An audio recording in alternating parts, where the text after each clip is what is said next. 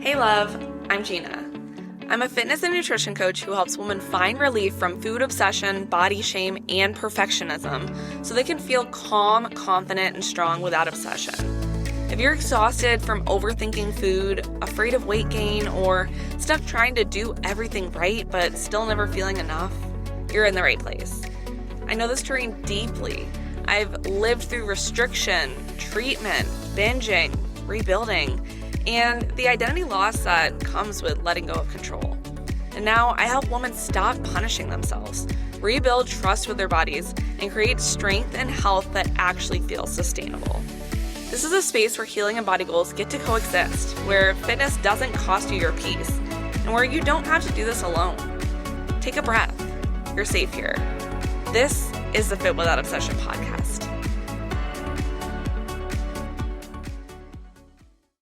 Today's topic is so near and dear to my heart because I feel like so many women need to hear this, and also so many women need to be given permission that their story matters, right? Like, I think that so much of the time when we picture an eating disorder, we have this like image in our head, right? Or like society puts this image in our head that like you have to be like sickly skinny and you have to literally need hospitalization to need help. And I do share, like, I obviously went through that phase in my own journey, but one thing that I really want to touch on is that I actually felt like during my journey, I felt worse before I got to that point and after I got to that point when my body actually didn't look sick. Because the thing is there's this stigma that we have to like hit a certain weight number or like look a certain way to like have a problem. And that is so fucking far from the truth. And that's really what I want to unravel today and, share like why I think like having this mindset that eating disorders have a size is so problematic.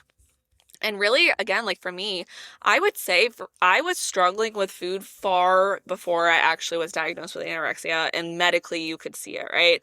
I would say I honestly struggled with orthorexia for a lot of my life, and that's really just like the obsession with clean eating, like trying to be perfect in the gym, like just being overly perfectionistic about every single little thing when it comes to food, which can then in turn like become very disordered.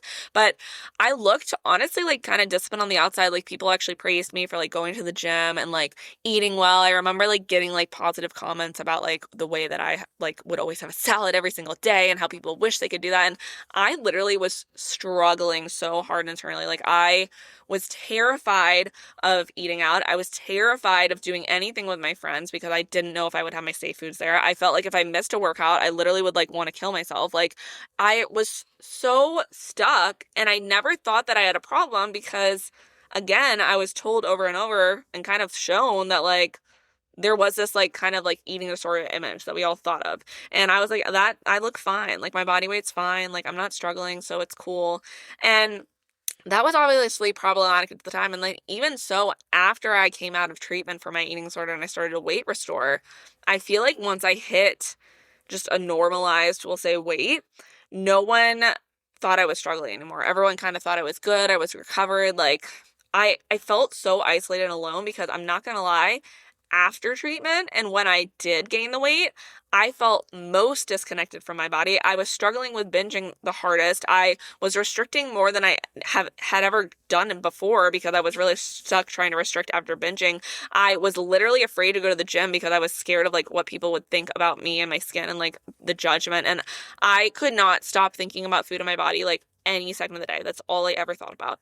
And like, I share this because, again, my story is unique, right? Like, and I don't want to get in the comparison game here. I think that it's so easy, especially like with eating disorders, to be in this comparison space. But I share it to show that, like, I was obviously struggling all through different stages of my life, but also through different, like, body stages. Like, you would not be able to tell, probably on the outside, that I was struggling with food, except for, like, the 1 year, right, when my weight got really, really low. So I think we really need to get out of the narrative that like you need to hit like the certain weight or like lose X amount of pounds or even gain X amount of pounds to like have a problem and like need help. And I want to share that like you also don't even need a formal eating disorder diagnosis to need help. Like we all deserve to have a great and healthy relationship with food. I know for me, like when I was in treatment, I used to look around in the group and be like, I don't even know I'm here. I don't even deserve to be here. Like these people deserve to be here and not me. Like I think that that's something that's so common too, like when you struggle with food, is that you think that you have it together, like it hasn't gotten bad enough yet, or you're still around, so it's fine. And we just think that like we must not need help.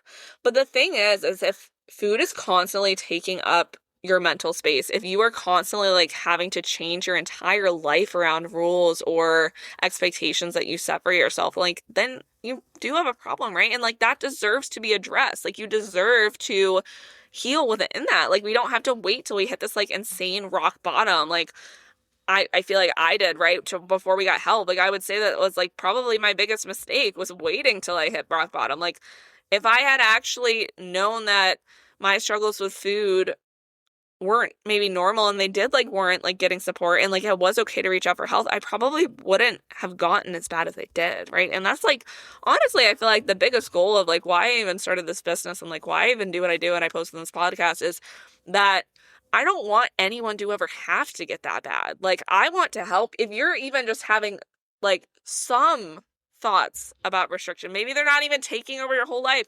I want to nip that in the bud. Like I want to show you that like there is a true, happy, healthy, full life out there for you that you don't even have to second guess what's on your plate. You don't have to try to burn off what you ate. Like you can literally just live your life being strong in the gym, eating what you want and feeling fucking confident and like being able to own yourself. Like that's possible. And that's just what I really try to showcase too, like through coaching with me. And like what I really help my clients with is that they all come to me at different stages, right? I don't necessarily even help like people that are like actively like in severe eating disorder, like recovery. Like I tend to help people that are more in this kind of quasi recovery space where like they feel better. They feel like they've kind of done a lot of the healing. They're not as bad as they were, but like they also like know that there's more healing in front of them, but they just don't know how to get there. And that's really what I help bridge. And if you're listening to this and you have ever been told that you don't have a problem with food, or you've been, I guess, ever made to believe that you don't have a problem with food because maybe your body size, or you see all these different things online and you don't necessarily like compare to those other people, do not let their story take over yours. Your story matters. Your relationship with food matters. Like our relationship with food, I've always said this, falls on a spectrum, right? So like, even if you don't feel like so far gone or so like deep in disordered eating, like, are we thriving? Are you able to like go on vacation and like eat what you want and enjoy it and not feel guilty about it and not feel like you have to like restart your new diet or like workout regimen once you get home and like really lock in? Are you able to literally go out to date night and not have to like look at the menu ahead of time and like stress the fuck out about what you're going to eat? Are you able to actually be with friends and share food with them instead of feeling like you have to bring your own things because you're afraid of what they're going to be eating? Like, there is this like life full of joy out there for you. And I just want you to know that that's possible for you no matter what stage you're at. And I know that I'm harping on this a lot, but like it's that important to me. Like I'm that passionate about this to like have you know that you do not need to have, for one, a formal eating disorder treatment to need help, but also like two, you don't need to look a certain way to need help.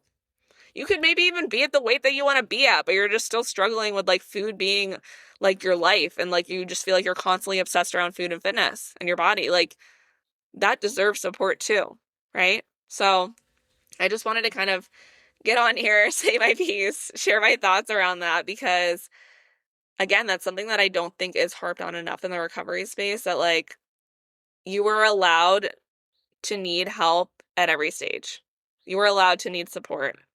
And also support doesn't make you weak in any way. Like needing to kind of reach out, it actually makes you really strong to recognize like, hey, I don't want to live like this and I'm willing to do whatever the fuck it takes to feel better and like feel good in my skin, right? Because you deserve that. You deserve that healing. I know it's possible for you. I as we kind of close out this podcast episode, I almost want you to shut your eyes and literally just imagine like, what would a life with a healed relationship with food and fitness feel like? Like, what would that feel like? How would your day be different? How would your decisions be different? How would you show up differently in relationships?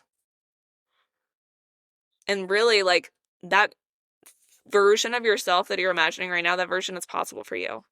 And if you don't know where to start with this, like, if you don't know how to do this alone, that is okay. That's very normal. I didn't know how to do this alone either when I healed. you can reach out. Like, send me a message on Instagram at @thefitbean_. Like, I just want to hear your story. I want to hear where you're at. Like, help show you that it's okay to want support. And like, maybe even point you in the right direction, whether that's working with me and one-on-one coaching, or maybe there's another kind of avenue that's going to help you on this healing journey. But I would love to be there for you and kind of help you through the process. Thank you so much for being here and listening to the Fit Without Obsession podcast. If this episode made you feel seen, understood, or a little less alone, make sure you're following so you don't miss any future episodes. And if you feel called to share, you can tag me on Instagram at @thefitbean_. I love connecting with you there. If you're ready for deeper support, whether that's calming food obsession, rebuilding trust with your body, or getting stronger without slipping back into old patterns, you'll find ways to work with me linked in the show notes. And remember, you are not broken. You are not behind. And you don't need to earn your worth through control. You can want peace and strength. You can heal and build a body you feel at home in. I'm rooting for you always. Talk soon.